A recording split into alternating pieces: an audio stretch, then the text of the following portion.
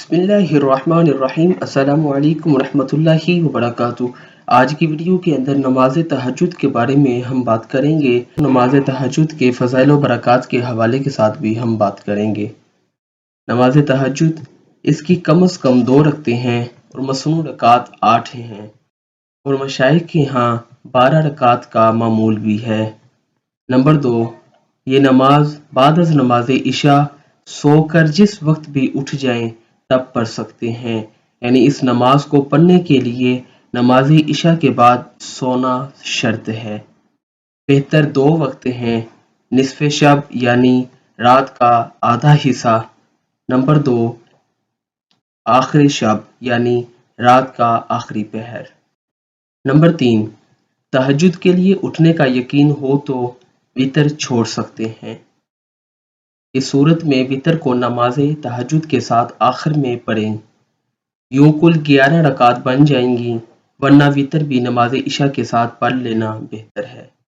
Number 4، یہ نماز تنہائی میں اللہ تعالیٰ سے مناجات اور ملاقات کا دروازہ ہے اور انوار و تجلیات کا خاص وقت ہے۔ احادیث نبوی صلی اللہ تعالیٰ علیہ وسلم میں اس کی بہت زیادہ فضیلت بیان ہوئی ہے۔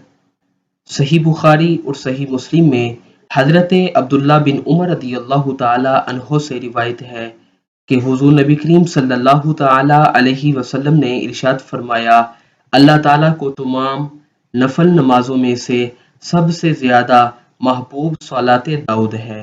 وہ آدھی رات سوتے، پھر اٹھ کر 1/3 رات عبادت کرتے اور پھر چھٹے حصے میں سو جاتے۔